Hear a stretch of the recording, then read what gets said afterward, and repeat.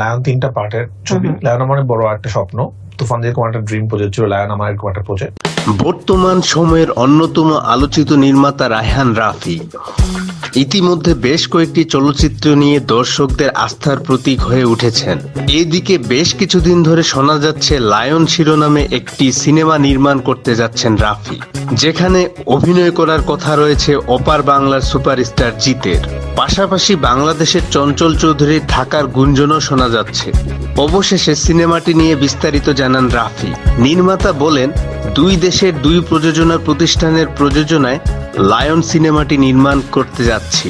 এতে ওপার বাংলা থেকে অভিনয় করবেন জিত এবং বাংলাদেশ থেকে থাকছেন শরীফুল রাজ। তিনি আরও বলেন, পাশাপাশি বাংলাদেশের দুই নায়িকা থাকছেন। 3টি পর্বে মুক্তি পাবে সিনেমাটি। প্রথম পর্বে লায়ন 1 মুক্তি পাবে আগামী রোজার ঈদে। লায়ন চিত্রনাট্য যৌথভাবে করেছেন রায়হান রাফি ও নাজিমুদ্দৌলা। যৌথ প্রযোজনা সিনেমাটির ভারতীয় অংশের প্রযোজক হিসেবে কাজ করেছে শ্যাডো ফিল্মস। খুব শিগগির সংবাদ সম্মেলন করে দেশি প্রযোজক, নায়িকা ও অন্যান্য অভিনয়শিল্পীর নাম জানানো হবে।